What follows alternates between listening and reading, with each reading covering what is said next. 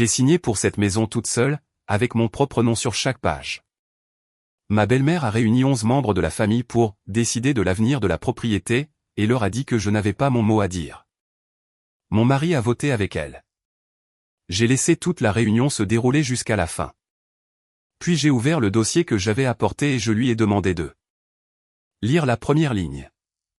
J'ai trouvé la lettre un mardi matin de mars, glissée entre une facture d'eau et un prospectus de coupons comme si ce n'était rien, comme s'il s'agissait d'un simple courrier ordinaire. Je me tenais debout devant le comptoir de la cuisine en peignoir, j'avais 31 ans, pieds nus sur le carrelage froid, et j'ai failli ne pas la remarquer du tout. L'adresse de l'expéditeur a attiré mon attention. Elle provenait du bureau de l'évaluateur fiscal du comté, adressée à quelqu'un que je ne reconnaissais pas à notre adresse. Le nom sur l'enveloppe était Darlene Hutchkin, ma belle-mère, à notre adresse, la maison que j'avais achetée, la maison où chaque page de chaque document portait ma signature, mon nom, ma note de solvabilité, mes économies, ma preuve de revenus. Mon nom seul parce que mon mari Marcus avait 2 comptes en retard et un signalement de recouvrement qui aurait torpillé la demande de prêt hypothécaire avant même qu'elle ne commence. J'ai posé la lettre sur le comptoir. J'ai pris ma tasse de café. J'ai pris une gorgée lente et j'ai regardé par la fenêtre le jardin que j'avais planté de mes propres mains, les lits de jardin surélevés que j'avais construits un samedi de novembre avec un tutoriel YouTube et $47 de bois de charpente provenant de la quincaillerie. Et j'ai pensé, alors, nous en sommes là. Je n'ai pas ouvert la lettre.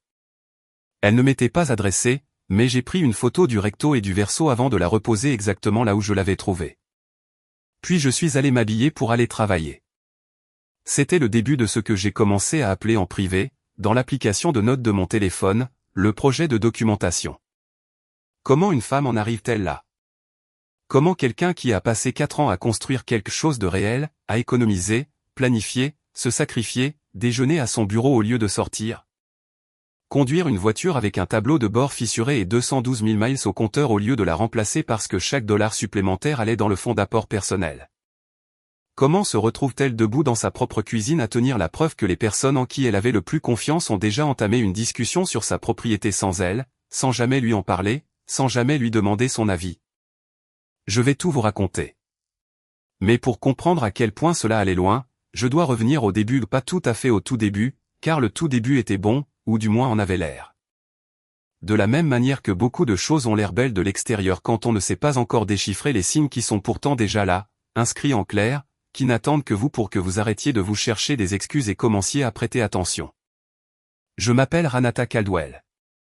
Je suis née et j'ai grandi à Raleigh, en Caroline du Nord, cadette de 2 filles dans une famille qui croyait en l'éducation, au compte d'épargne et au genre d'autosuffisance que l'on acquiert en regardant ses parents travailler pour obtenir tout ce qu'ils avaient. Ma mère a été hygiéniste dentaire pendant 22 ans. Mon père conduisait un camion de livraison et entraînait une équipe de basket de jeunes le week-end.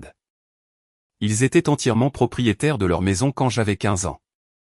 J'ai grandi en comprenant que la propriété immobilière signifiait la sécurité, et que la sécurité était quelque chose que l'on bâtissait, pas quelque chose que l'on vous donnait. Je suis devenue évaluatrice immobilière agréée à 24 ans. À 26 ans, je travaillais de manière indépendante, je développais ma liste de clients, je déclarais mes propres impôts en tant qu'entrepreneur individuel et je vivais dans un appartement d'une chambre à Carrie que je payais avec l'argent que je gagnais. Je n'attendais pas que quelqu'un prenne soin de moi. Je ne l'avais jamais fait. J'ai rencontré Marcus Hutchkin lors d'une fête d'anniversaire pour un ami commun au cours de l'été il y a 7 ans. Il avait 31 ans, il était grand, avec un large sourire et une façon très facile de parler aux gens qui le faisaient paraître plus posé qu'il ne l'était. Il avait un emploi dans la logistique au sein d'une entreprise de distribution régionale, conduisait un pick-up en leasing qu'il ne pouvait pas tout à fait s'offrir, et dépensait l'argent comme le font les gens qui n'ont jamais eu à réfléchir sérieusement à sa provenance. Mais je ne l'ai pas vu tout de suite. Ce que j'ai vu en premier, c'est ce sourire et la façon dont il me regardait comme si j'étais la personne la plus intéressante de la pièce, ainsi que le fait qu'il m'ait appelé dès le lendemain au lieu d'attendre 3 jours. Nous sommes sortis ensemble pendant 1 an et demi avant qu'il ne me demande en mariage. J'ai dit oui un vendredi soir de novembre dans le parking d'un restaurant à Durham, ce qui semble moins romantique que ça ne l'était à l'époque. Bien que j'ai repensé à ce parking de nombreuses fois depuis, en me demandant à quoi je m'engageais réellement. Sa mère, Darlene Hutchkin, vivait à 45 minutes de là, dans une maison à l'extérieur de Garner qu'elle partageait avec son plus jeune fils, le frère de Marcus, Terence, qui avait 28 ans et n'avait jamais vécu ailleurs. Darlene avait 63 ans, elle était retraitée du district scolaire, avait des opinions bien arrêtées sur tout et une voix entraînée à les exprimer à un volume qui ne laissait place à aucun malentendu. Elle avait 3 fils. Marcus était le cadet. Elle les avait élevés dans un foyer où elle avait le dernier mot sur tout. Et elle ne s'était jamais complètement habituée à l'idée que les hommes que ces garçons étaient devenus puissent avoir d'autres femmes dans leur vie dont les opinions pesaient d'un poids égal. Je le savais en m'engageant. C'est la partie sur laquelle je dois être honnête. Les signes étaient là dès le premier Thanksgiving, lorsque Darlene a attribué les places à table et m'a placé à l'autre bout, entre 2 cousins que je n'avais jamais rencontrés, tandis qu'elle installait Marcus directement à sa gauche. Ils étaient là quand elle l'a appelé 3 fois pendant nos premières vacances, un long week-end à Charleston, et qu'il a répondu à chaque fois. Il s'éclaircit la gorge était là quand il lui a acheté un nouveau micro-ondes la semaine même où il m'a dit que nous ne pouvions pas nous permettre de remplacer le lave-linge qui mettait 2 cycles pour sécher une seule charge de linge. Je l'ai épousé quand même. J'avais 27 ans et je pensais que l'amour suffisait à composer avec une belle-mère difficile. Beaucoup de femmes croient cela. Beaucoup de femmes passent des années à apprendre à quel point c'est faux. Nous nous sommes mariés en avril, lors d'une petite cérémonie à Raleigh avec 64 invités, une réception dans une salle que j'ai aidé à payer, et une robe que j'ai achetée en solde pour $412 parce que nous économisions déjà pour la maison. Je veux que vous vous souveniez de cette robe, car l'épargne avait déjà commencé avant même que les alliances ne soient à nos doigts. C'est dire à quel point j'avais planifié et je m'étais investi dans cette vie. Pendant la première année, les choses étaient gérables. Nous louions une maison de ville à Morrisville, partagions les factures, et je continuais à développer mon entreprise d'évaluation pendant que Marcus travaillait à son poste de logistique et passait un nombre raisonnable de soirées chez sa mère. Ce que j'avais décidé d'accepter comme faisant partie de sa personnalité. Ce que je n'avais pas décidé d'accepter, et ce dont je n'étais pas encore pleinement consciente, c'était le degré auquel Darlene avait décidé que le mariage de son fils était une situation temporaire, et que sa propre place dans sa vie était permanente. Elle passait à notre maison de ville à l'improviste, pas très souvent au début, 1 fois par mois peut-être, mais cela a augmenté. Elle avait une clé que Marcus lui avait donnée sans me le dire, ce que j'ai découvert un après-midi en rentrant tôt du travail et en la trouvant dans notre cuisine en train de ranger des courses dans les placards selon ce qu'elle considérait comme le bon ordre. Je me suis tenu sur le pas de la porte avec ma mallette à la main et je lui ai demandé comment elle était entrée. Elle a dit que Marcus lui avait donné une clé il y a des années, avant que je ne sois dans le paysage, comme si ma présence dans le paysage était un d'un détail qui n'avait pas encore atteint le niveau de pertinence nécessaire.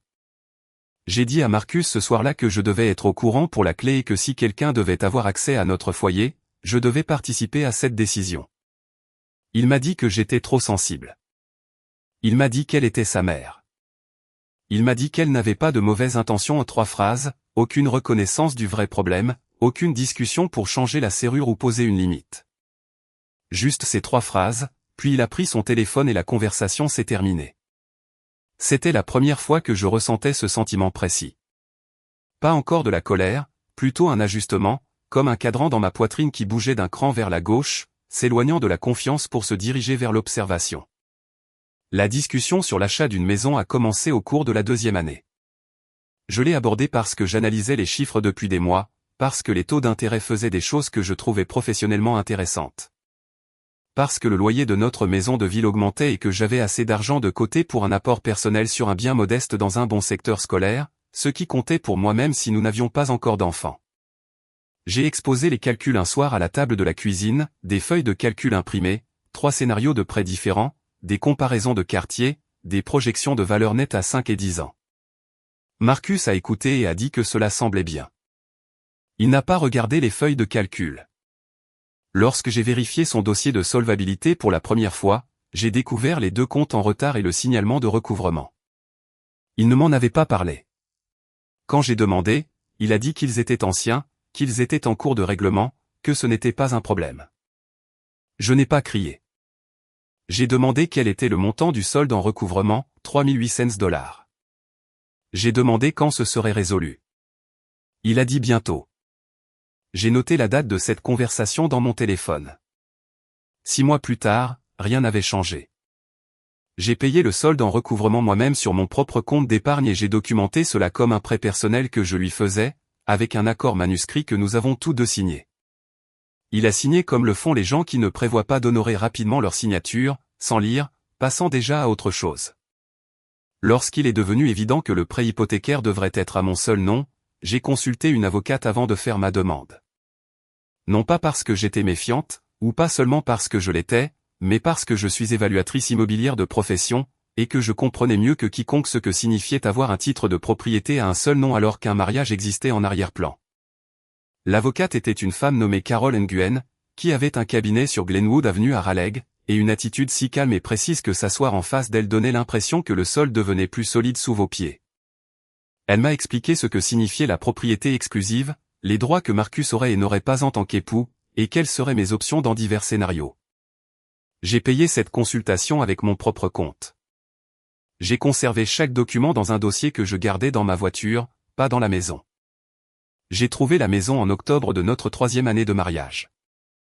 115 mètres carrés, 1240 pieds carrés, 3 chambres, une salle de bain et demi sur un terrain de 1000 mètres carrés, un quart d'acre, dans un quartier de Knightdale avec de bonnes fondations et du parquet d'origine sous une moquette que les anciens propriétaires avaient inexplicablement installée en 1994.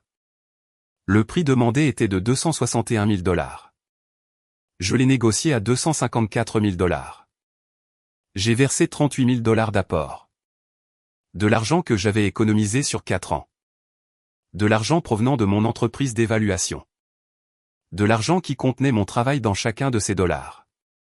Mon nom figurait sur chaque document. Le prêt hypothécaire était le mien. Le titre était le mien. L'acte de propriété était le mien. Nous avons emménagé un samedi de novembre.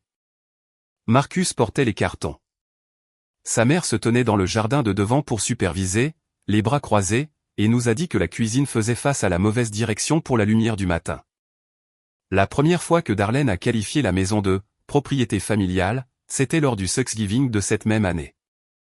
Elle l'a dit au milieu du repas, dans une phrase pour savoir s'il y aurait assez de place pour que sa sœur vienne à Noël. Elle a dit qu'il serait bon d'avoir la propriété familiale disponible pour des occasions comme celle-là. J'ai regardé Marcus. Il mangeait. Il n'a pas levé les yeux. J'ai fini ma dinde et j'ai laissé la phrase en suspens sans y répondre, car j'avais appris à ce moment-là que réagir aux propos territoriaux de Darlene sur le coup lui offrait un public et donnait à Marcus une raison de m'accuser d'être conflictuel.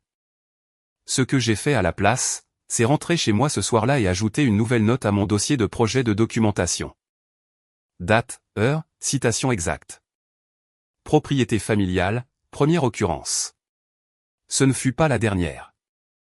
Au cours des 18 mois suivants, Darlene a commencé à apparaître à la maison plus fréquemment. Elle avait des opinions sur les couleurs de peinture que je choisissais, la disposition des meubles, les plantes que je mettais sur le porche, le fait que j'avais ajouté un verrou de sécurité à la porte arrière sans la consulter. Elle a commencé à traiter l'espace comme s'il s'agissait d'un actif familial partagé que je gérais temporairement, plutôt que d'un foyer qui m'appartenait. Elle a de nouveau donné à Marcus un double des clés, ce que j'ai découvert en trouvant un porte-clés de la famille Hutchkin suspendu dans le vestiaire d'entrée que je n'avais pas mis là. Je l'ai retiré, je l'ai donné à Marcus et je lui ai dit que j'avais besoin qu'il comprenne que personne n'avait les clés de cette maison sans que je les lui donne personnellement. Il a mis le porte-clés dans sa poche sans commentaire. Ce que je ne savais pas alors, mais ce que je commençais à ressentir de cette façon particulière dont le corps enregistre l'information avant que l'esprit ne veuille la nommer, c'était que Marcus et Darlene avaient des conversations privées sur la maison, son avenir, ses utilisations potentielles. Et qui devrait y avoir accès, sans moi. Pas de temps en temps, mais régulièrement.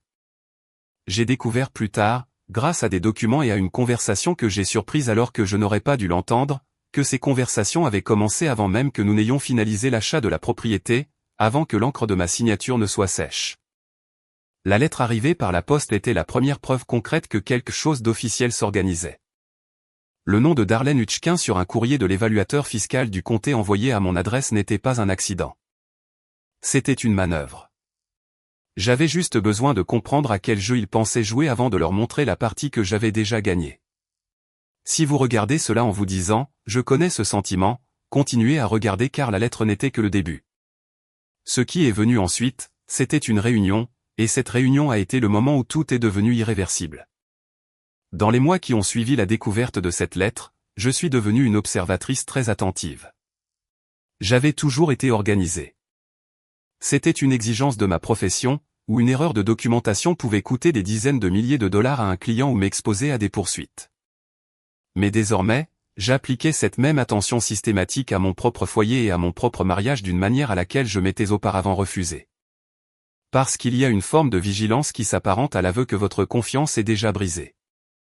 J'avais dépassé le stade de prétendre le contraire.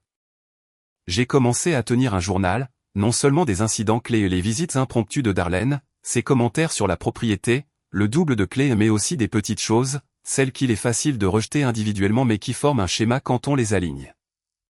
La façon dont Marcus commençait à répondre à certains appels dans d'autres pièces ou à sortir sur la terrasse arrière avec son téléphone en fermant la porte coulissante derrière lui.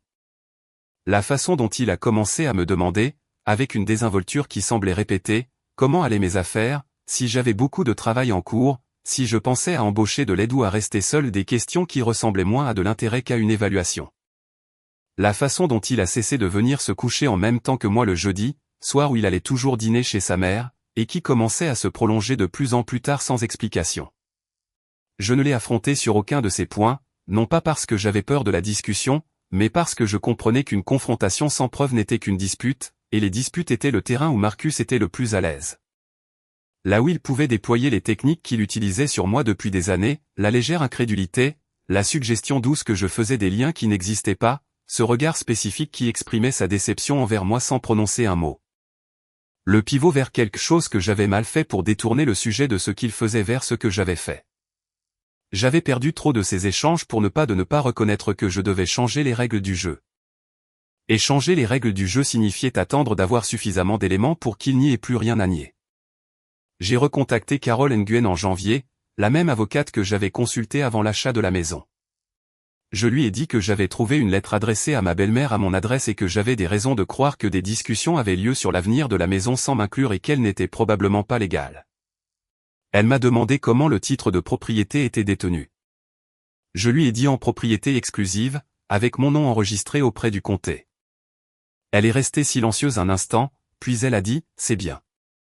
Et sa façon de le dire m'a appris tout ce que j'avais besoin de savoir sur la tournure que prendraient les choses s'il y avait une confrontation. Elle m'a demandé de lui apporter tout ce que j'avais. J'ai apporté les documents originaux du titre de propriété, l'acte de vente, les papiers du prêt hypothécaire, le décompte de clôture indiquant mon apport, l'accord de prêt manuscrit que Marcus avait signé pour le paiement du recouvrement, et les photos que j'avais prises de la lettre. Carole a étalé tous les papiers sur son bureau et les a parcourus en silence pendant 12 minutes, tandis que j'étais assise en face d'elle à la regarder lire. C'est à cette question, quand, que j'ai passé les mois suivants à répondre. En février, Marcus m'a dit au cours d'un dîner, un jeudi soir en rentrant de chez Darlene, que sa mère réfléchissait à sa situation d'hébergement à long terme et qu'elle avait mentionné la possibilité de s'installer à terme dans notre chambre d'amis. Pas sous forme de question, pas comme un sujet qu'il soumettait à discussion. Il l'a dit de la manière dont il disait la plupart des choses qui étaient en réalité les idées de Darlene mais transmises par lui comme s'il s'agissait d'une discussion naturelle. Comme quelque chose qui était déjà décidé ailleurs et qui m'était maintenant simplement communiqué comme une question de logistique. Je lui ai demandé quand cela avait été décidé. Il a dit que ce n'était pas décidé, qu'ils en parlaient simplement. J'ai demandé pourquoi je n'avais pas participé à cette discussion. Il a dit qu'il m'en parlait à présent. Je lui ai demandé si le mot « mienne » signifiait quelque chose pour lui dans le contexte de cette maison. Il m'a jeté ce regard, ce léger plissement d'yeux, ce soupir presque invisible, et m'a dit que j'en faisais toute une histoire pour rien. J'ai hoché la tête. J'ai débarrassé la table. Je suis allé dans mon bureau à domicile et j'ai ajouté au journal, date, jeudi 14 février. Marcus a évoqué la possibilité que Darlene s'installe dans la propriété, présentée de façon informelle, sans mon avis, initiée par lui, pas par moi. J'ai ajouté une note, c'est l'escalade. C'est le moment où le positionnement informel devient un plan concret. En mars, j'ai commencé à restructurer discrètement mes finances. J'avais un compte d'épargne personnel distinct de notre compte joint. Je l'avais toujours conservé, ce que Marcus savait, et ce que Darlene avait un jour qualifié à table de « fonds de secours de Ranata », comme s'il s'agissait d'une manie plutôt que d'une décision professionnelle. J'ai transféré une part importante de mes liquidités sur un nouveau compte dans une autre banque, qui n'avait aucun lien avec Marcus ou notre compte joint. J'ai également discuté avec un comptable spécialisé dans l'analyse financière nommé David Park, qui avait un cabinet à Durham et qui m'avait été recommandé par Carol Nguyen. David était petit, méticuleux et examinait les documents financiers de la même manière que j'analysais les données immobilières comparables, avec ce genre de patience ciblée qui transforme les détails en conclusions. J'ai montré à David l'historique du compte joint sur les 3 dernières années et je lui ai demandé de m'expliquer ce qu'il y voyait. Il l'a vu immédiatement, en moins de 20 minutes de calcul, un schéma de virement vers un compte que je ne reconnaissais pas. Commencé 2 ans auparavant, d'un montant moyen de 3 cents à $600 par mois, toujours le 5 du mois, toujours enregistré sous forme de dépenses diverses dans des catégories que je n'avais jamais remises en question parce qu'elles étaient assez faibles pour passer sous mon radar. Individuellement. Sur 26 mois, le total s'élevait à $14 240 transférés de notre compte joint vers un compte au seul nom de Marcus dans une banque que nous ne partagions pas. Il n'avait jamais mentionné ce compte. Pas une seule fois. Lorsque j'ai demandé à David s'il y avait une raison légitime pour ce type de transfert régulier, il m'a regardé par-dessus ses lunettes de lecture pendant un long moment et a dit, pas une seule qui résisterait à un examen minutieux. Je suis rentré chez moi cet après-midi-là avec le rapport dans mon sac et ce calme particulier qui s'installe lorsque ce que l'on soupçonnait est confirmé et que la confirmation élimine toute raison de douter. J'avais gardé une infime possibilité de me tromper, qu'il y ait une explication à laquelle je n'avais pas pensé, que la situation soit différente de ce qu'elle paraissait. Le rapport a fermé cette porte. Je n'étais pas en colère de la façon à laquelle je m'attendais. J'étais plus froide que la colère. J'étais prête. La réunion était l'idée de Marcus, ce que je savais car Darlene ne l'aurait jamais présenté de la manière dont il me l'a présenté, à savoir comme une discussion familiale sur la planification à long terme à laquelle certains membres voulaient participer. Il m'en a parlé un dimanche soir en avril, environ 3 semaines après la conversation sur l'installation de Darlene. Et il l'a dit sur un ton qui donnait l'impression de me faire une faveur en m'y incluant. Il a dit que sa mère avait parlé à des membres de la famille des tantes, des oncles, des cousins, ses 2 frères et qu'ils voulaient se réunir pour discuter de ce qui était logique pour la maison à l'avenir. Étant donné que Darlene vieillissait et que la propriété était un actif familial. Je veux que vous laissiez cette expression résonner un moment. La propriété était un actif familial, prononcé par mon mari à propos de ma maison, dans notre salon. Je lui ai demandé qui serait là. Il a listé 11 personnes, Darlene, Terence, le frère aîné de Marcus, Damon, et sa femme, 3 tantes, 2 oncles et 2 cousins. Tous des Hutchkins, plus Marcus lui-même. 12 personnes au total, y compris mon mari, qui prévoyait de s'asseoir en face de moi dans la maison que j'avais achetée pour participer à une conversation sur son avenir. J'ai demandé quand. Il a dit, le samedi suivant. J'ai demandé où. Il a hésité un instant et a dit, ici, si ça te va, dans notre maison. J'ai dit que c'était très bien. Et c'était effectivement parfait sur le plan stratégique, car dès l'instant où il m'a parlé de cette réunion, j'ai commencé à préparer ma réponse. Je n'ai pas laissé Marcus savoir ce que je préparais. Durant les jours qui ont séparé son annonce de la réunion, j'ai maintenu ma routine habituelle, travailler, rentrer à la maison, préparer le dîner, regarder la télévision, lui demander comment s'était passée sa journée, le tout avec le même rythme apparent que n'importe quelle semaine normale. À l'intérieur, j'étais une femme bien différente. À l'intérieur, j'étais une femme avec un dossier, ajoutant les pièces une par une. J'ai appelé Carol Nguyen le matin qui a suivi l'annonce de la réunion. Elle n'a pas eu l'air surprise. Elle a dit, laissez faire.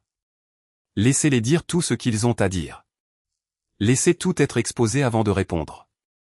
Elle a ajouté, apportez tout. Le titre, l'acte de vente, le prêt hypothécaire, l'accord de prêt, le rapport financier de David, tout. Et apportez-le de manière organisée. Ne cherchez pas vos papiers. Sachez exactement où se trouve chaque document avant de franchir la porte. J'ai passé les 3 soirées suivantes à la table de ma cuisine à constituer le dossier. J'ai imprimé plusieurs copies de tout. Je les ai classées dans l'ordre, l'acte de propriété en premier, car c'était le document qui mettait fin à tout autre argument avant même qu'il ne commence. Suivi du titre de propriété, du prêt à mon nom, du décompte de clôture montrant mon apport, de l'accord de prêt portant la signature de Marcus, et du rapport financier de David détaillant les $14 240 sous forme de tableau avec les dates et les montants. J'ai fait une page de garde avec une liste simple, adresse de la propriété, date d'achat, nom du détenteur du titre de propriété, une seule ligne, mon nom. J'ai mis le dossier dans mon sac de travail le vendredi soir et j'ai posé le sac près de la porte d'entrée. Le samedi matin, 11 membres de la famille Hutchkin sont arrivés chez moi entre 10h et 10h30. Darlene est arrivée la première avec Terence, et elle est entrée avec l'énergie de quelqu'un qui avait organisé ce rassemblement et en était fier, portant un plat à gratin et indiquant à Terence où le poser dans une cuisine qui était la mienne. Elle ne m'a pas salué comme on salue la propriétaire de maison. Elle m'a salué comme on salue un locataire. Les tantes et les oncles sont arrivés et ont rempli le salon. Les cousins se tenaient dans l'embrasure de la cuisine. Marcus se tenait près de sa mère. Je me suis assise dans le fauteuil dans le coin, mon fauteuil, dans mon salon, dans ma maison, et j'ai regardé tout le monde s'installer, comprenant immédiatement à la disposition des sièges. Au langage corporel et à la façon dont personne ne me regardait vraiment dans les yeux que tout cela avait été chorégraphié. La conversation qui allait avoir lieu avait été répétée. Tout le monde dans cette pièce, sauf moi, avait été briefé. Darlene a commencé.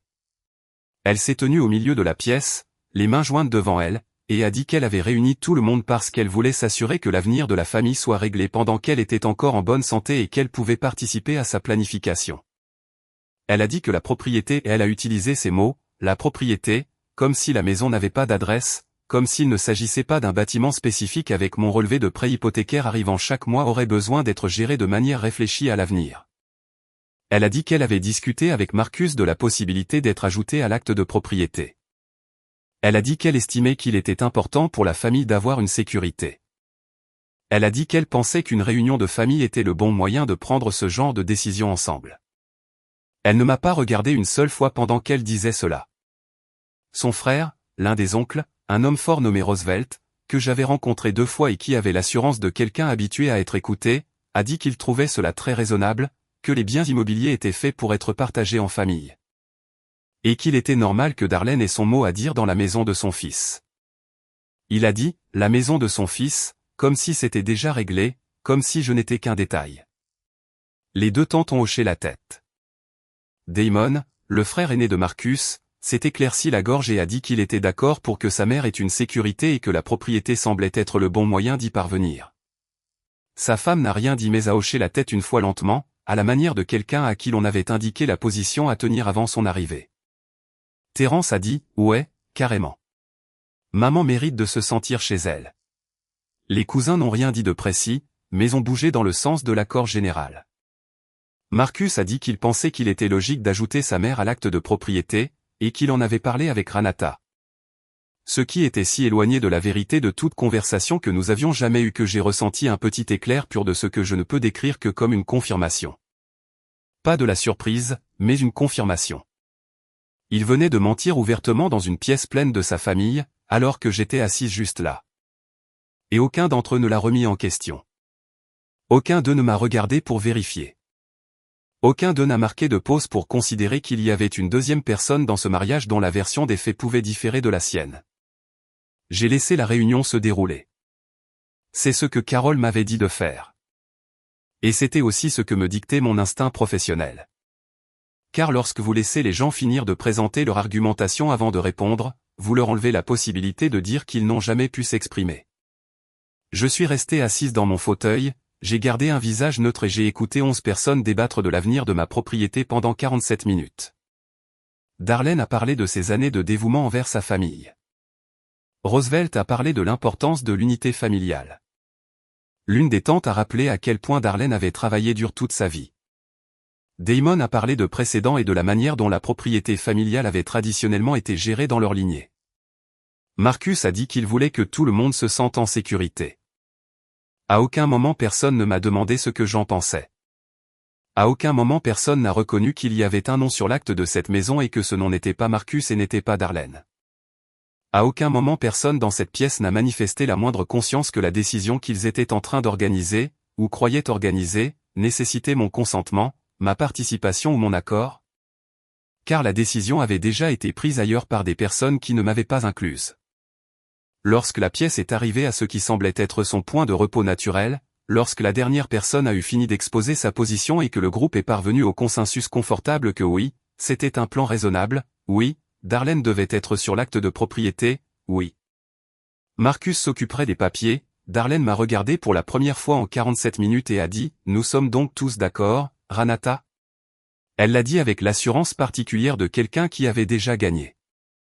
Comme si la réunion elle-même constituait la décision, comme si le rassemblement d'un consensus familial dans mon salon avait force de loi, comme si le fait que 11 personnes soient d'accord suffisait à rendre la chose réelle. Je l'ai regardé un instant. Je n'ai pas souri. Je n'ai pas bougé dans mon fauteuil. Je me suis penché vers mon sac de travail posé à côté du fauteuil, j'ai sorti mon dossier et je l'ai ouvert sur mes genoux. J'ai dit, j'aimerais que vous lisiez la première ligne du premier document. Je lui ai tendu l'acte de propriété. Elle l'a regardé de la manière dont les gens regardent les choses qu'ils ne s'attendent pas à devoir regarder. Elle l'a pris. Elle a lu la première ligne. J'ai observé son visage, et j'ai vu l'instant exact où ce qu'elle lisait est parvenu à son cerveau. La pièce était devenue très silencieuse. La première ligne de l'acte de propriété identifiait le propriétaire du bien. Un seul nom, mon nom légal complet, Ranata A. Caldwell. Pas Ranata Hutchkin. Pas Marcus Hutchkin. Aucun Hutchkin d'aucune sorte. Mon nom de jeune fille, que j'avais conservé professionnellement et qui figurait sur chaque document depuis l'achat. Un seul nom, propriétaire unique. Elle a levé les yeux vers moi. J'ai dit, la maison est à moi. Je l'ai achetée. Le titre est à mon nom. Le prêt hypothécaire est à mon nom. L'apport personnel provient de mon compte. Je suis la seule personne qui puisse ajouter qui que ce soit à cet acte. Et je ne peux le faire que volontairement. Aucune réunion de famille, aucun vote, aucun consensus, et aucun nombre de personnes dans cette pièce n'y changera quoi que ce soit. Ce que vous venez tous de faire ici, c'est discuter à mon insu et sans mon consentement, et avec la participation active de mon mari, d'un transfert non autorisé de ma propriété. J'ai une avocate et un dossier documenté de cette conversation et de ce qui l'a précédé. J'ai posé le dossier complet sur la table basse devant moi. J'ai dit, tout ce dont vous avez besoin pour comprendre la situation juridique est là-dedans. J'encourage chacun d'entre vous à y jeter un coup d'œil avant de décider de ce qu'il veut faire ensuite. Je me suis levé. J'ai pris mon sac. J'ai dit, je vais vous laisser un peu de temps pour examiner ces documents. Je serai dans la cuisine. Je vous demande de ne rien retirer de ce dossier, car j'ai des copies de tout chez mon avocate. Je suis allé dans la cuisine. J'ai rempli un verre d'eau. Je me suis tenu à la fenêtre et j'ai regardé mes lits de jardin, ceux surélevés que j'avais construits avec $47 de bois de charpente, un samedi après-midi et un tutoriel YouTube. Et j'ai respiré comme on respire quand on a porté quelque chose pendant longtemps et qu'on l'a enfin proprement posé. Le silence dans le salon a duré longtemps. Roosevelt a été le premier à parler. Il a dit, assez fort pour que je l'entende depuis la cuisine, qu'il ne savait pas que la propriété était uniquement au nom de Ranata. Il a dit cela à Darlene, pas à moi, mais les mots me sont parvenus clairement. Darlene a dit quelque chose à voix basse que je n'ai pas pu entendre complètement. L'une des tantes a dit, Marcus, est-ce que tu le savais? Et la réponse de Marcus que j'ai entendue parce que la maison faisait 115 mètres carrés et que la cuisine s'ouvrait sur la salle à manger qui s'ouvrait sur le salon a été un silence, un long silence plat. Et puis il a dit, je savais. Il savait. 3 ans de réunions, de projets et de conversations sur la propriété familiale, et il avait su tout le temps que son nom n'était pas sur l'acte. Il s'était assis dans la cuisine de Darlene et avait discuté de l'avenir d'une maison qui n'avait juridiquement rien à voir avec lui, sans jamais rien dire pour corriger cette formulation. Il s'était tenu dans mon salon 47 minutes plus tôt et avait affirmé à 11 membres de sa famille que lui et Ranata avaient parlé d'ajouter sa mère à l'acte, une conversation qui n'avait jamais eu lieu. Et il l'avait fait en ma présence, dans ma maison, croyant que la pression sociale, le consensus familial et le poids de tous ses parents Hutchkin hochant la tête ensemble l'emporteraient sur la réalité d'un document juridique. C'est à ce moment-là que j'ai compris quelque chose de fondamental. Ce n'était pas seulement que Marcus était passif face à l'ingérence de sa mère. Ce n'était pas seulement qu'il n'avait pas réussi à me protéger d'elle. Il avait été un participant actif. Il avait permis que l'histoire de cette maison soit racontée comme s'il s'agissait d'un bien familial partagé parce que cette version des faits le servait. Il avait laissé Darlene mener sa campagne sur un mensonge parce que ce mensonge lui convenait. Cela lui donnait accès à son approbation, à ses projets, à sa vision d'un avenir dans lequel elle était centrale et j'étais périphérique. Il avait voté avec elle parce que, dans toutes les versions de sa vie intérieure, les préférences de sa mère l'emportaient sur les droits de sa femme. Et il l'avait fait en vivant dans une maison que j'avais payée, en dormant dans un lit qui m'appartenait, au sein d'un mariage dont les fondations financières reposaient entièrement sur mon travail, ma solvabilité et mon nom. J'ai appelé Carole Nguyen depuis la cuisine pendant que le salon digérait encore la nouvelle. J'ai parlé doucement. Je lui ai dit que la réunion avait eu lieu, que tout s'était déroulé exactement comme prévu et que Marcus avait confirmé devant des témoins qu'il savait que le titre était uniquement à mon nom tout en participant à cette planification non autorisée. Elle a dit, « Très bien. J'aurai les papiers pour vous d'ici mardi. » Les papiers étaient la demande de divorce. Je veux être clair sur un point, je n'avais pas décidé ce matin-là de mettre fin à mon mariage. Je n'étais pas entré dans cette réunion avec le dossier dans une main et la décision dans l'autre. Mais quelque part au cours de ces 47 minutes passées à écouter mon mari et sa famille discuter de l'avenir de ma propriété sans moi, et à regarder Marcus se tenir aux côtés de sa mère et voter avec elle comme si j'étais locataire dans ma propre maison. La décision s'est imposée à moi comme s'imposent les conclusions lorsque vous rassemblez des preuves depuis assez longtemps, non pas comme une surprise, mais comme une évidence. Il a essayé de me parler ce soir-là.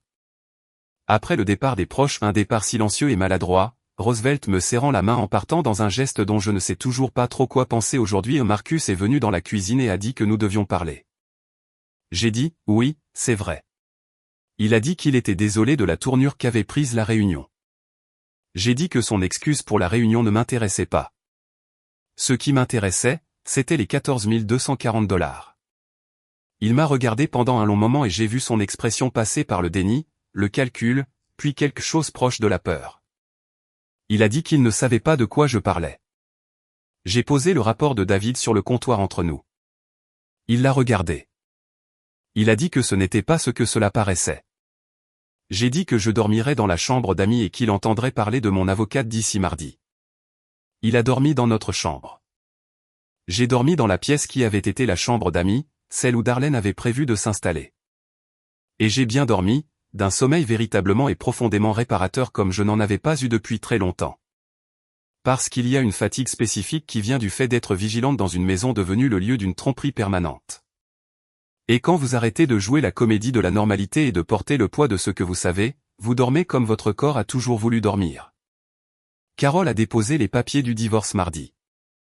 Marcus a reçu la signification à son bureau mercredi matin. Il m'a appelé 3 fois avant midi. Je n'ai pas répondu. J'ai envoyé un SMS, s'il te plaît, contacte directement mon avocate. Son nom est dans les documents. Ce fut la dernière communication directe entre nous pendant 6 semaines. Dans les jours qui ont suivi, Marcus a essayé de contrôler l'histoire. Il a appelé Damon pour lui dire que Renata réagissait de manière excessive. Il a appelé Roosevelt pour tenter de requalifier la réunion en simple conversation familiale informelle qui avait été mal comprise. Il a appelé l'une des tantes, la plus compréhensive, celle qui avait hoché la tête à table, pour lui dire que le mariage était difficile depuis longtemps et que Renata cherchait un prétexte pour partir. Rien de tout cela n'a eu d'effet sur ce que j'avais déposé, mais j'ai documenté chaque démarche grâce à un contact mutuel qui me tenait informé et grâce à un message qui m'a été transféré. Car dans une procédure de divorce, le comportement après le dépôt est tout aussi pertinent que le comportement antérieur. Darlene m'a appelé une fois, un seul appel 3 jours après le dépôt de la demande. J'ai laissé sonner. Elle a laissé un message vocal dans lequel elle disait qu'elle espérait que nous pourrions régler cela en famille, qu'elle n'avait pas voulu dépasser les bornes et que la réunion était simplement sa façon d'essayer de s'assurer que, tout le monde, soit pris en charge. Elle a utilisé l'expression « tout le monde » à 3 reprises. Pas une seule fois elle n'a prononcé mon nom. Pas une seule fois elle n'a dit « je suis désolé d'avoir traité votre maison comme si c'était la mienne ». Pas une seule fois elle n'a dit « je comprends que ce qui s'est passé était mal ». Elle a dit « tout le monde », ce qui, dans le langage de Darlene, a toujours désigné les Hutchkins, et le fait que je sois assise dans une maison que j'avais achetée seule, venant de demander le divorce de son fils, ne semblait pas avoir modifié sa compréhension de qui était inclus dans ce mot. Je n'ai pas rappelé. J'ai sauvegardé le message vocal. Le rapport financier de David Park est devenu la pierre angulaire de la procédure de divorce.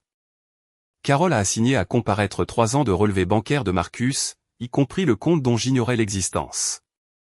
Et ce que nous avons découvert dépassait les 14 000 $ de transferts non divulgués, c'était un total de 22 680 $ sur 31 mois une fois que nous avons eu accès au tableau complet. Une partie de cet argent avait été dépensée pour ce que David appelait un « usage non marital », dépenses personnelles, divertissement, 2 week-ends dans un complexe hôtelier à Asheville que Marcus m'avait présenté comme des voyages d'affaires. Une autre partie avait été transférée sur un second compte à partir duquel Darlene recevait des contributions périodiques, de petits montants, entre 250 et 400 $ par mois pendant la majeure partie du mariage. Marcus envoyait de l'argent en secret à sa mère depuis notre compte joint de ménage, sans mon accord ni ma connaissance, pendant toute la durée de notre mariage. Lorsque Carol a présenté cela à la médiatrice, une ancienne juge aux affaires familiales nommée Patricia Wentworth, qui examinait les dossiers comme quelqu'un qui avait vu toutes les manières possibles dont les gens essaient de cacher des choses et n'était plus impressionné par aucune d'elles. Celle-ci a dit très peu de choses. Elle a longuement étudié les tableaux de David. Elle a demandé à l'avocat de Marcus s'il existait des justificatifs prouvant un but conjugal légitime pour ces transferts. L'avocat de Marcus a demandé une suspension de séance. À leur retour, l'avocat de Marcus a déclaré que son client était prêt à discuter d'un accord. La discussion n'a pas été longue. Elle a duré une seule séance. J'ai obtenu la maison en propriété exclusive, sans contestation ni réclamation sur la valeur nette que j'avais bâtie. J'ai reçu la moitié des économies communes restantes, montant réduit par ce que Marcus avait déjà prélevé, mais c'était toujours ça. J'ai obtenu un document écrit et signé par Marcus reconnaissant les 22 680 $ de transferts non divulgués, classés dans l'accord comme « dissipation d'actifs conjugaux », assorti d'un plan de remboursement de cette somme sur 18 mois. J'ai conservé ma voiture, les actifs de mon entreprise et mes comptes professionnels sans contestation. Marcus a conservé ses effets personnels, sa voiture et une dette qui lui appartenait en propre. Car le remboursement du recouvrement que j'avais effectué au début du mariage, pour lequel il avait signé un accord manuscrit, a également été inclus dans le calcul de la transaction.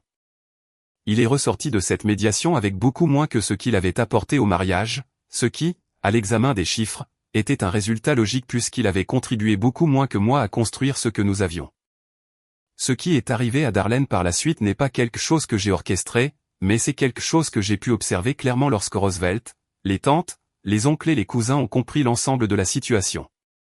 Pas seulement la réunion, mais l'argent dissimulé, la planification secrète, la décision de se tenir dans mon salon et de voter contre mes intérêts tout en vivant sur les fondations financières que j'avais construites. La réaction de la famille a changé. Ce ne fut pas unanime, Darlene avait toujours ses défenseurs. Mais Roosevelt, qui avait fait le premier discours sur l'unité familiale et l'importance de la propriété partagée, m'a appelé 2 mois après le dépôt du divorce et m'a dit qu'il me devait des excuses. Il a expliqué qu'il n'avait pas connaissance de toute la situation et que ce qu'il avait vu lors de cette réunion lui apparaissait sous un jour différent à présent. Je l'ai remercié. Je ne lui ai pas dit que cela changeait quoi que ce soit, mais j'ai pris note de son appel. Darlene et Terence sont restés dans la maison de Garner. Marcus s'est installé chez eux 2 semaines après que j'ai changé les verrous. Il avait 38 ans, retourné vivre chez sa mère avec un calendrier de remboursement lié à son nom, un divorce sur son dossier et une réputation au sein de sa famille et de son cercle social qui avait subi d'importantes révisions. La communauté, l'église, le voisinage, ses collègues de travail ont été confrontés à une version de l'histoire qu'ils ne contrôlaient plus car j'avais dit ma vérité aux personnes de ma propre vie avant qu'ils n'aient eu la chance de façonner le récit. Mes amis l'ont appris par moi en premier. Ma famille l'a appris par moi en premier. Les contacts mutuels en périphérie de nos 2 cercles ont entendu une version des faits documentée et précise, pas vague. Il y avait une cousine Hutchkin, une jeune femme nommée Alicia, âgée de 24 ans, qui s'était assise lors de cette réunion et n'avait rien dit. Elle m'a contacté environ 3 mois plus tard par SMS. Elle a écrit, « Je veux que tu saches que j'ai trouvé ce qu'ils ont fait très mal et que j'aurais dû dire quelque chose. » Je l'ai remercié. Je lui ai dit, « Tu étais jeune, tu étais dans la maison de ta famille et tu n'as rien dit de blessant. C'est différent de ce que d'autres ont fait. » Je le pensais sincèrement. Je n'ai aucun intérêt à élargir ma liste d'adversaires au-delà des personnes qui ont mérité ce titre. Les mois qui ont suivi le dépôt du divorce ont été les mois les plus limpides que j'ai vécus depuis des années. Je comprends aujourd'hui que j'avais fonctionné sous une sorte de chape de plomb atmosphérique pendant très longtemps, le poids ambiant constant de jouer le bonheur, de modifier mes propres perceptions pour être généreuse envers Marcus. De faire de la place à Darlene d'une manière qui me coûtait quelque chose à chaque fois. Et quand cette pression s'est levée, tout est devenu plus net, plus facile, de cette façon spécifique dont la difficulté disparaît lorsque sa source est éliminée. J'ai repeint le salon dans une couleur que je voulais depuis notre emménagement, mais que je n'avais pas choisie parce que Marcus disait qu'elle était trop sombre. C'était un versoge profond et c'était absolument parfait. J'ai déplacé les meubles pour que le fauteuil, mon fauteuil, fasse face à la fenêtre plutôt qu'à la télévision. J'ai construit 2 autres lits de jardin surélevés dans l'arrière-cour un samedi de mai, cette fois sans tutoriel YouTube parce que je l'avais déjà fait et que je m'en souvenais. J'ai pris la chambre d'amis que Darlene s'était imaginée pour elle-même et je l'ai transformée en un bureau à domicile avec de la place pour une table à dessin. Car je voulais ajouter des croquis de propriété faits à la main à mon travail d'évaluation depuis 3 ans et je n'avais jamais eu d'espace entièrement à moi pour le faire. J'ai dormi toutes mes nuits. J'ai cuisiné ce que je voulais manger. Je n'ai pas joué la comédie. Je ne me suis pas expliqué. Je n'ai pas modéré ma voix, mon emploi du temps ou ma paix d'esprit pour m'adapter aux attentes d'une autre personne. Cet automne-là, environ 7 mois après la réunion et 4 mois après la finalisation du divorce, David Park m'a appelé pour me donner des informations sur le compte secondaire. Le règlement complet de l'obligation de remboursement de Marcus était sur la bonne voie. Il avait effectué ses 3 premiers versements à temps, ce qui, selon David, traduisait soit un réel engagement, soit la peur des mécanismes légaux liés à un défaut de paiement. Quoi qu'il en soit, l'argent arrivait. 22 680 $ me revenaient par versement, chacun d'eux étant confirmé et consigné. Au bout d'un an, j'avais fait quelque chose que je planifiais discrètement depuis plus longtemps que Marcus ne l'aurait jamais imaginé. J'avais pris l'entreprise d'évaluation que j'avais bâtie et je l'avais développée.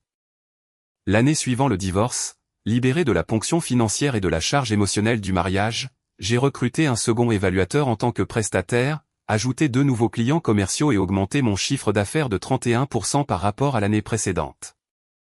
Je ne luttais pas. J'accélérais. Je veux vous parler d'un matin précis, en janvier de l'année qui a suivi la finalisation du divorce. J'avais 32 ans. J'étais seul dans ma maison depuis 14 mois. Je me suis levé à 6h15, j'ai préparé du café dans la cuisine et je me suis tenu à la fenêtre pour regarder l'arrière-cour, qui était silencieuse sous l'hiver et pleine des cadres en bois nus des lits de jardin surélevés, attendant le printemps. La cuisine sentait le café et ce froid propre particulier qui traverse les vieilles fenêtres les matins de janvier. La maison était chaleureuse, la maison était calme, la maison était mienne. Il n'y avait aucun rôle à jouer, aucun calcul à faire sur la façon dont quelqu'un d'autre recevrait mon humeur, aucun inventaire de ce que je faisais qui pourrait être interprété à tort comme un grief, une réaction excessive ou un signe d'émotivité excessive. Je me tenais dans ma cuisine un mardi matin de janvier, j'avais 32 ans et j'étais libre d'une manière que je n'avais pas connue depuis 6 ans. Et cette liberté ne ressemblait pas à une perte. Elle ressemblait à une terre ferme sous mes pieds.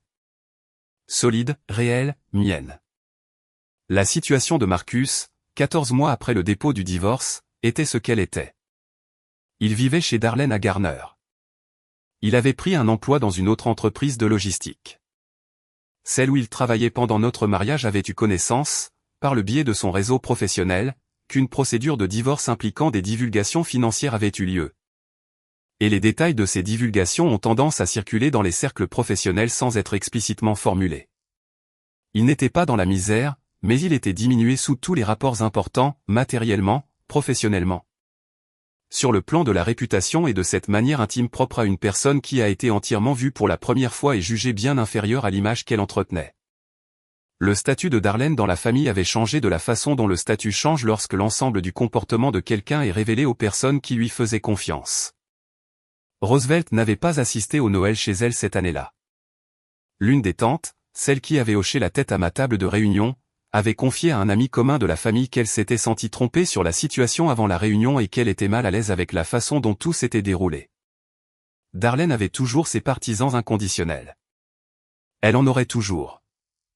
Mais le cercle était plus restreint, plus discret et moins sûr de lui qu'il ne l'était lorsqu'elle se tenait dans mon salon avec son plat à gratin et son assurance pour parler de l'avenir de la famille sans mentionner que l'avenir de la famille m'incluait. Terence vivait toujours avec elle. Certaines choses ne changent pas parce qu'un divorce a lieu. Certains champs de gravité sont trop anciens et trop forts.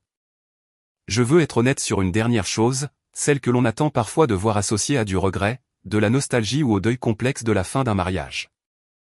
J'ai fait mon deuil. Je ne suis pas une personne sans sentiment. Durant les premières semaines avant le dépôt et immédiatement après, il y avait des nuits où je m'asseyais dans la chambre d'amis qui avait été la future chambre de Darlene et ressentais le poids de ces 6 années. Pas seulement ce qu'elle m'avait coûté, mais ce que j'avais voulu qu'elle soit. J'avais voulu construire quelque chose. J'avais voulu le partenariat dans lequel je pensais m'engager. J'avais voulu que Marcus soit la version de lui-même en laquelle j'avais cru lors de cette fête d'anniversaire à Durham il y a 7 ans. Mais le deuil et le regret ne sont pas la même chose. J'ai pleuré le mariage que j'avais espéré et que je n'avais jamais tout à fait eu. Je ne regrette pas le mariage auquel j'ai mis fin. Ce sont deux expériences différentes, et les confondre est l'un des moyens par lesquels on apprend aux femmes à rester dans des situations qui ne leur conviennent plus. En traitant le deuil de ce qui aurait dû être comme la preuve que quitter ce qui était réellement était une erreur. Ce n'en était pas une. Chaque document de ce dossier me le disait. Chaque transfert sur la feuille de calcul de David me le disait. Chaque minute de cette réunion de 47 minutes me le disait. Il y a 3 choses que je sais aujourd'hui et que j'aurais aimé comprendre clairement plus tôt, bien que je ne sois pas sûr que j'aurais été prête à les intégrer à l'époque. La première, c'est que documenter les faits n'est pas une trahison. Établir un registre de ce qui se passe réellement dans votre propre vie n'est pas un acte de déloyauté envers la personne que vous avez épousée. C'est un acte de respect envers soi-même. Je suis évaluatrice immobilière. Je sais que la différence entre une propriété qui vaut ce que vous pensez qu'elle vaut et sa valeur réelle repose sur les preuves, ce qui est enregistré, ce qui est vérifié, ce qui peut être montré. Il en va de même pour un mariage. Ce que quelqu'un vous dit de votre relation et ce que les faits démontrent sur celle-ci ne sont pas toujours la même chose. Ils n'étaient pas la même chose dans la mienne. La deuxième, c'est que le silence n'est pas la paix. Pendant des années, je m'étais dit que ne pas affronter certaines choses la clé, les remarques, les termes familiaux à propos de la propriété, les appels privés de Marcus permettaient de préserver l'harmonie. Mais l'harmonie n'est pas l'absence de conflit. L'harmonie exige que les deux personnes d'une relation agissent avec la même bonne foi fondamentale. Ce que j'avais maintenu n'était pas de l'harmonie. C'était de la gestion. Je gérais l'écart entre ce qui se passait réellement et ce que j'étais prête à nommer. Et cette gestion me coûtait chaque année un peu plus, de manière invisible, en arrière-plan de tout ce que j'essayais de construire. La troisième, c'est qu'une maison ne devient pas un foyer parce que quelqu'un d'autre y vit avec vous. Elle devient un foyer parce que vous vous y sentez en sécurité, parce que l'air que vous y respirez est le vôtre, parce que vous pouvez fermer une porte sans avoir peur de ce qui se trouve de l'autre côté. J'étais propriétaire de ma maison depuis 3 ans avant de commencer véritablement à y vivre. Cela s'est produit ce mardi matin après la réunion, lorsque je me suis tenu dans la cuisine pour faire du café et poser les bases de tout ce qui a suivi. Voici ce que je veux vous laisser. J'étais une femme qui avait acheté une maison seule, avec sa propre solvabilité, ses propres économies et son propre nom sur chaque page. J'étais une femme qui avait vu son mari se tenir dans son salon et voter avec sa mère contre ses droits. J'étais une femme qui s'était assise dans un fauteuil pendant 47 minutes et avait laissé 11 personnes croire qu'elles avaient déjà gagné. Et j'étais une femme qui avait ouvert un dossier et demandé à une personne de lire une seule ligne, changeant en une seule phrase toute la vision de ce qu'il croyait possible. Je n'ai pas crié. Je n'ai pas supplié. Je n'ai pas pleuré dans cette pièce. J'ai apporté des documents. Il existe une version de cette histoire qui s'achève par le choix de Marcus de préférer sa femme à sa mère, par une discussion difficile à Thanksgiving, une remise à zéro et une nouvelle compréhension. J'ai espéré cette version par le passé. J'ai cessé d'y espérer vers le moment où j'ai trouvé les premières preuves de transfert depuis notre compte joint, car j'ai compris alors que je n'avais pas affaire à un homme qui n'avait pas trouvé le courage de fixer une limite à sa mère. J'avais affaire à un homme qui avait fait un choix de manière constante pendant 6 ans. Et ce choix n'avait jamais été moi. Le dossier que j'ai constitué n'était pas une vengeance. C'était un registre de faits. Les preuves ne sont pas des armes. Ce n'est que la vérité, organisée. Et lorsque vous organisez la vérité clairement et sans vous excuser, vous n'avez pas besoin de crier parce que la vérité parle déjà d'elle-même assez fort. Je m'appelle Ranata Caldwell. J'ai 32 ans. Je vis dans une maison à Knightdale, en Caroline du Nord, avec des murs vert sauge, du parquet, des lits de jardin surélevés dans l'arrière-cour et un bureau à domicile équipé d'une table à dessin. Et chaque matin, je me tiens à la fenêtre de ma cuisine avec une tasse de café, et la maison est mienne, l'air est mien, et le calme est mien. Je ne leur ai pas pardonné. Je n'en avais pas besoin. J'avais besoin de me libérer d'eux. Et c'est une chose que j'ai construite pour moi-même, avec le même soin, la même documentation et le même travail rigoureux que j'ai mis dans tout ce que j'ai jamais construit. Et contrairement à certaines des choses que j'ai construites au cours des 6 années de ce mariage, celle-ci est entièrement à mon nom. Si cette histoire a réveillé quelque chose en vous, si à un moment quelconque de l'heure écoulée vous vous êtes dit, je connais ce sentiment, je connais ce silence, je sais ce qu'il en coûte de détenir des informations sans encore agir. Je vous invite à laisser un commentaire ci-dessous, à me dire d'où vous me regardez et quelle partie de cette histoire a résonné le plus fort en vous. Et si vous connaissez quelqu'un qui cherche actuellement des excuses à une personne qui a cessé de les mériter il y a bien longtemps, partagez cette vidéo. Car parfois, ce dont nous avons besoin, ce ne sont pas des conseils. C'est la preuve qu'il est possible de découvrir la vérité, de se préparer, d'entrer dans une pièce avec un dossier et d'en ressortir avec tout ce qui vous est dû. Laissez un j'aime, abonnez-vous à cette chaîne et activez la cloche de notification, car ici nous racontons des histoires de femmes qui ont décidé que la vérité valait mieux que le confort de ne pas savoir. Et rappelez-vous, vous ne devez à personne votre silence sur ce qu'ils ont fait.